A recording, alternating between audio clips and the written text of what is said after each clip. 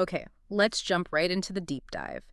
We're taking a stack of sources from, this glossy marketing material promising instant cooling, Right. and we're smashing it up against a whole bunch of consumer reports about a portable air unit called the Airabreeze Cooler. Hmm. So our mission today, it isn't really about the product itself. It's more about using this as a case study to understand consumer transparency. Exactly. Specifically, the ability for you, the consumer, to verify three things: who is selling the product, what the product actually is, and what that final price will really be.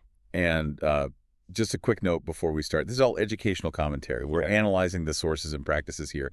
So we are absolutely not giving you any financial or purchasing advice. Got it. We're just trying to unpack the mechanics of transparency or, the lack of it. Okay, let's get into it then. Starting with that huge gap between the promise and the delivery. Yeah. I mean, the initial claims for this cooler were so compelling. Small, energy-saving, Hmm. instant cooling, everything you'd want. But what did buyers actually get? Well, what's so fascinating here is the sheer starkness of the contrast you see in the feedback. Okay. The reports pointed overwhelmingly toward, I'd say, misleading advertising and just really poor performance. A lot of buyers reported getting a, quote, tiny USB fan that barely cools. Wait, hold on. So this wasn't even a faulty version of the advertised product. Mhm. It was an entirely different product category substituted in its place. That's not a fulfillment mistake. It seems to go beyond that, and this ties into the visuals.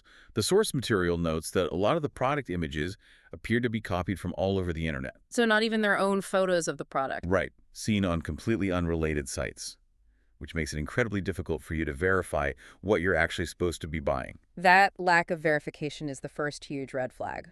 Let's talk about the sales tactics. The sources mention a limited time offer, a big countdown timer. Yes, the classic pressure tactic. So how real was that urgency for that supposed 70% discount? Well, the observation was pretty critical. These countdown timers, they would often just reset when the page was refreshed. Ah, so the limited time wasn't so limited. It strongly suggests the discount wasn't genuinely limited.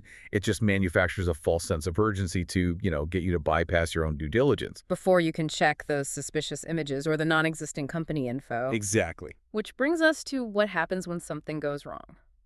Company, identity, and support. The sources pointed out a total lack of info no about us page, no details. That's the strategic hiding of identity.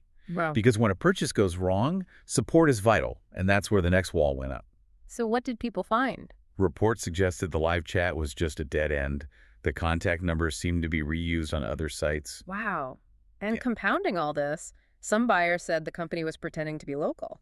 Claiming to operate out of Australia or New Zealand, which made getting refunds or chargebacks a real administrative hassle. Which leads right to the final, most painful stage, Hmm. the billing. Yeah.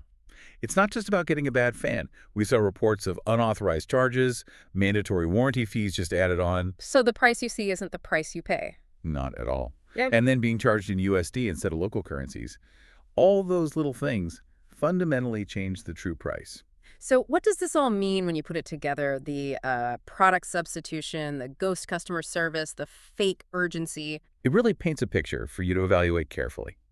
This isn't just about bad service. It seems to be a systemic approach designed to maximize sales while minimizing any kind of liability. So the takeaway from the sources is pretty clear. Absolutely.